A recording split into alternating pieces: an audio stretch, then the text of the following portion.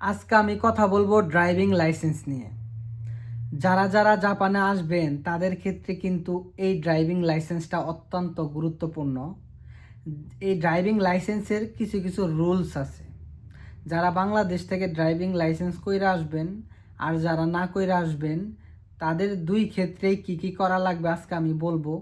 এবং বাংলাদেশ থেকে driving licence যে আপনার থাকবে যদি করেন বা আছে, সেক্ষেত্রে আপনার কি পদক্ষেপ নেওয়া লাগবে, আপনি সরাসরি জাপানে এসে গাড়ি চালাইতে পারবেন কি না। কারোর কারণে ইন্টারন্যাশনাল ড্রাইভিং লাইসেন্স আছে, তারাও কি জাপানে এসে চালাইতে পারবে কি না, সেক্ষেত্রে আজকে আলোচনা করব। এটা হচ্ছে আমার ড্রাইভিং লাইসেন্স। এই যে আপনার একটু দেখাচ্ছে, এটা আমার নাম মিয়া এমডি সুমন। তো এখানে দেখাচ্ছে, এই যে আমার ছবি দেখাচ্ছে। আমার কিন্তু এটা সাধারণ ড্রাইভিং লাইসেন্স না, এটা অনেক বড় ধরনের ড্রাইভিং লাইসেন্স। মানে এটা প্রাইভেট কার, মাইকো, হাইস এটা না, এর থেকেও আরও বড়। মানে চুগাতা বলে জাপানে। যদি আপনার এই লাইসেন্সটা থাকে তাহলে আপনি জাপানে সর্বনিম্ন আপনি 40 মান বেতন পাওয়ার অধিকারী বা পেতে পারেন। কারণ এটা হচ্ছে কনস্ট্রাকশন কাজের জন্য খুবই গুরুত্বপূর্ণ একটা লাইসেন্স। এই লাইসেন্সটা যদি থাকে সেক্ষেত্রে আপনি অনেক টাকা বেতন পাইতে পারেন, অনেক টাকা কামাইতে পারেন জাপান থেকে। তার জন্যই আমার বেতন অনেক বেশি। তো এখন আমি বলবো এই ড্রাইভিং লাইসেন্স তুলতে আপনার কত বছর লাগবে, কি কি করা লাগবে। আমি শুধু আমার আঙ্গুল দিয়ে ধরে রাখছি আমার ড্রাইভিং লাইসেন্সের যে নাম্বারগুলো আছে সেটা, এবং নামটা আপনারা দেখতে পারেন। আমার অনেক আগে যে ঠিকানা ছিল, এই যে আমি ঠিকানা পরিবর্তন করেছি ওই পাশে দুইবার। তো যাই হোক, তো সেক্ষেত্রে আপনারা এই ড্রাইভিং লাইসেন্সটা বাংলাদেশ থেকে যারা আসবেন এবং জাপান থেকেও যারা চুগাতা লাইসেন্স ট্রাকের লাইসেন্স তুলবেন তারাও যোগাযোগ করতে পারেন। কিভাবে কি করতে হবে, পড়ালেখা কি করতে হবে, দুই বই মানে চুগাতা এবং আপনার এই ফুৎসুমেনকিও যেটা বলে ট্রাকের লাইসেন্স এবং সাধারণ লাইসেন্সটা যে আছে গাড়ির, দুইটারই আমার কাছে বই সম্পূর্ণ দাগানি আছে। কেউ যদি লাইসেন্স তুলতে চান সেক্ষেত্রে জাপানে যারা থাকবেন তারা আমার সাথে যোগাযোগ করবেন, কারণ জাপানিজ বই আমি নিহঙ্গ দিয়ে আপনি তুলছি জাপানিজ লাইসেন্সটা। আমি কিন্তু জাপানে গাক্কোতে ভর্তি হয়েছিলাম, বা গাক্কো মানে স্কুলে স্কুলে দুইবার ভর্তি হয়েছি। একবার ফুৎসুমেনকেও তুলছি মানে সাধারণ গাড়ির লাইসেন্স তুলছি, আবার তুলছি চুগাতা মানে ট্রাকের লাইসেন্স তুলছি। দুইবার স্কুলে গেছিলাম।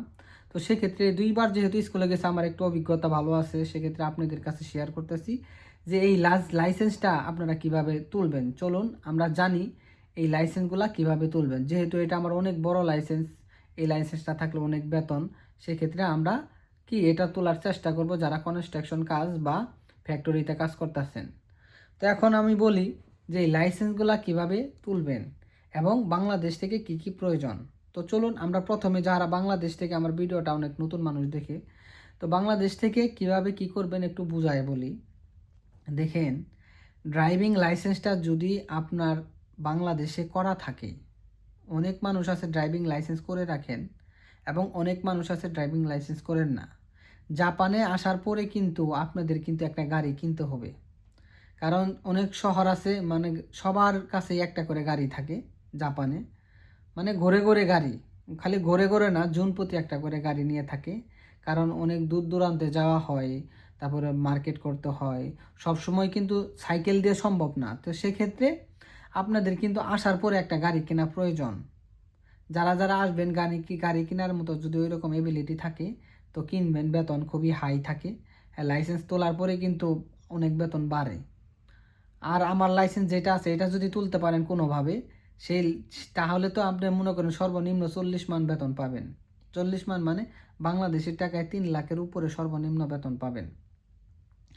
এখন বাংলাদেশ থেকে কিভাবে কি করবেন, যদি আপনার লাইসেন্স না থাকে, জাপানে আসার মতো আগ্রহ থাকে বা জাপানে আসেন, তাহলে প্রথমত আপনি জাপানে আসলে আপনি শুধু কাজ করবেন এমন না, এই কাজের পাশাপাশি আপনাকে গাড়ি চালাইতে হইতে পারে। যারা কনস্ট্রাকশন কাজ করবেন এই লাইসেন্সটা খুবই গুরুত্বপূর্ণ। যারা ফ্যাক্টরিতে বা আদার্স কাজ করবেন তাদের জন্য এই গুরুত্বপূর্ণ লাইসেন্সটা। বাংলাদেশে যারা এখন বর্তমানে আছেন তাদেরকে আমি বলবো আপনারা খুব দ্রুত লাইসেন্স উঠান, কারণ এই লাইসেন্সটা তুলতে আমার প্রায় 6 লক্ষ টাকা খরচ হয়েছে জাপানি ইয়েন। মানে বাংলাদেশের টাকায় 4,80,000 টাকা আমার এই লাইসেন্সটা তুলতে লাগছে। এবং যারা যারা নতুন লাইসেন্স তুলবেন জাপানে, তাদের ক্ষেত্রে মানে নতুন তুলতে গেলে মানে 3,20,000 ইয়েন খরচ হয়। মানে স্কুলে ভর্তি হইতে গেলে 3,20,000 টাকা লাগে। তাহলে 3,20,000 ইয়েন যদি আপনি জাপানিজ ইয়েন যদি পে করে স্কুলে ভর্তি হয়ে লাইসেন্স তুলেন, তাহলে অনেক ব্যয়বহুল খরচ। সেক্ষেত্রে যারা বাংলাদেশে আছেন তাদেরকে আমি বলবো বাংলাদেশ থেকে লাইসেন্সটা তুইলা আসতে। যদি গাড়ির লাইসেন্সটা তুলতে পারেন তাহলে কিভাবে কি করবেন দেখেন। গাড়ির লাইসেন্স সাধারণত যদি বাংলাদেশ থেকে তুলেন, সেক্ষেত্রে আপনাকে 90 দিন স্টে করা লাগবে বাংলাদেশে। লাইসেন্স তোলার পর 90 দিন স্টে করা লাগে বাংলাদেশে। 90 দিন যদি 89 দিনও হয়, তাহলে কিন্তু জাপানে লাইসেন্স যে চেঞ্জ করবেন, ওই লাইসেন্সটা যদি 90 দিন হয় লাইসেন্স চেঞ্জ করতে পারবেন। এখানে দুইটা পরীক্ষা হবে। দুইটা কী কী পরীক্ষা হবে আমি বলতাছি। প্রথমে বলি, লাইসেন্স চেঞ্জ করার জন্য আপনাকে 90 দিন বাংলাদেশে স্টে করার লাগবে ওই লাইসেন্সটা নিয়ে। এবং তারপরে আপনি কি জাপানে আইসে ওই লাইসেন্সটা 90 দিনের যে আসিলেন এটা প্রমাণ করতে পারলে আপনাকে লাইসেন্সটা চেঞ্জ করার জন্য অনুমতি দিবে। আর যদি 89 দিনও হয়, যে একদিন কম আছে, তারপরেও কিন্তু হবে না। 90 দিনের পরে মানে 91 দিন হইলে ভালো হয়।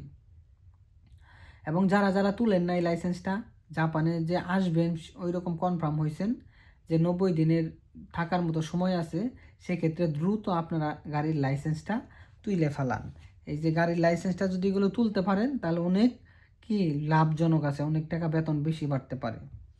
এখন যারা যারা এই লাইসেন্সটা তুলে আছেন, 90 দিন স্টে করে আছেন, কিভাবে চেঞ্জ করবেন? জাপানে আসার পর আপনারা থানাতে যাবেন বা লাইসেন্স সেন্টারে যাবেন। সেখানে ইনফরমেশন নেবেন যে কি করতে হবে। আমাকে এই লাইসেন্সটা আমি চেঞ্জ করব, আমি জাপানিজ লাইসেন্সে রূপান্তরিত করব, তাহলে আমাকে কি করতে হবে ওরা পদক্ষেপ দেখায় দিবে। আর যদি না জানেন কি কি লাগবে কাগজপাতি বা কেমনে করে পরীক্ষা দিতে হয়, কয় টাকা লাগবে, আমাকে কমেন্ট করলে আমি সুন্দর করে জানাই দিব। এবং সমস্ত কিছু আপনাকে কিভাবে সহজভাবে করা যায় সব কিছু বলবো। এবং যারা যারা জাপানে আইসে লাইসেন্সটা চেঞ্জ করতে চাইতেছেন, সেক্ষেত্রে কি কি প্রয়োজন আছে আমি একটু বলি।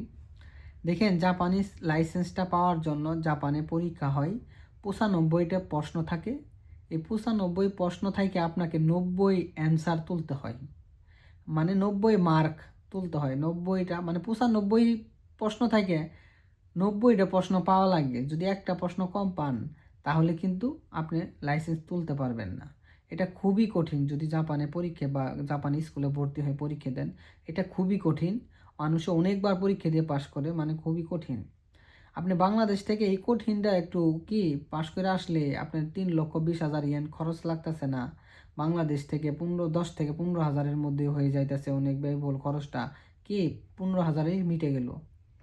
এবং জাপানে আইসে যখনকার চেঞ্জ করবেন, সেক্ষেত্রে আপনার কত লাগবে? এই 3,20,000 ইয়েন থেকে আপনি বাংলাদেশ থেকে 15,000-এর লাইসেন্সটা করলেন।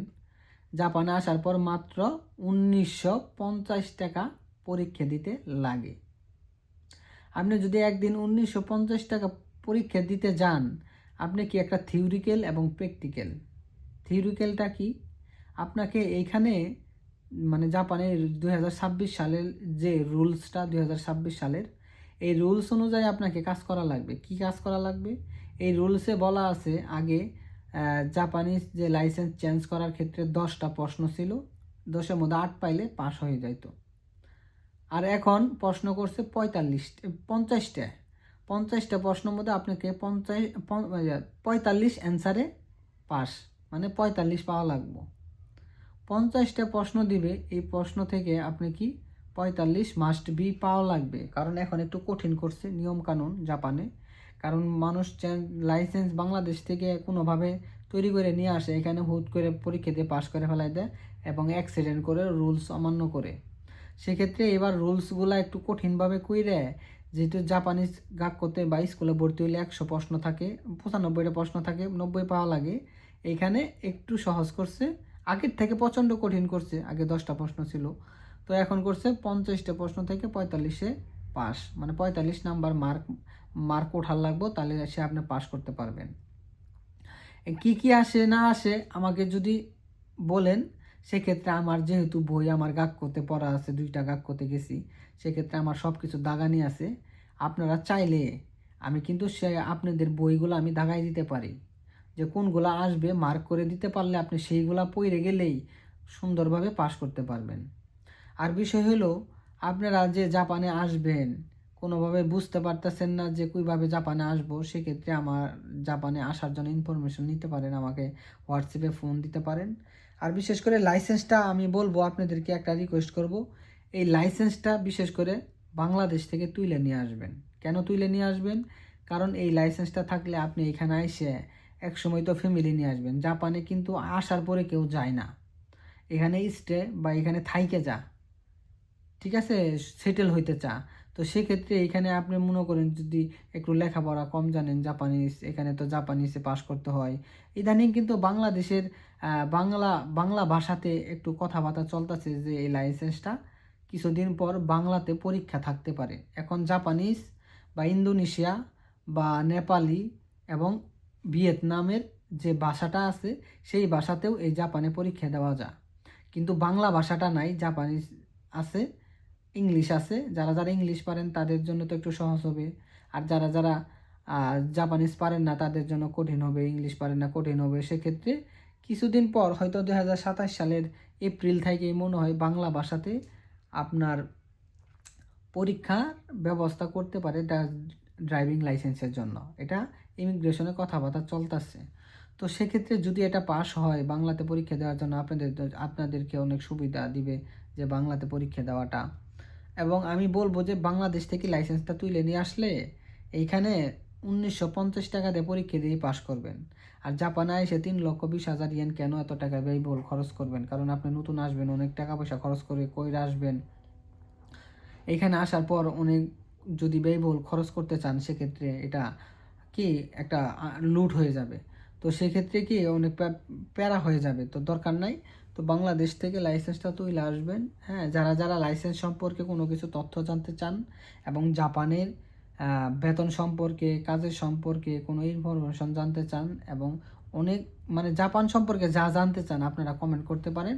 আমি একদম রেডি আপনাদের রিপ্লাই দেওয়ার জন্য। এবং এবং আমার সাথে যদি কোনোভাবে যোগাযোগ করার চেষ্টা করতে চান, সেক্ষেত্রে আমি আমার হোয়াটসঅ্যাপ পোস্ট অপশনে আপনাদের কমেন্ট অনুযায়ী কার কার কমেন্ট আছে, আমি সেই অনুযায়ী আপনাদের কমেন্ট পিন করে ওইখানে আমি হোয়াটসঅ্যাপ নাম্বারটা দিয়ে দিব, ওইখান থেকে সবাই নিতে পারবেন।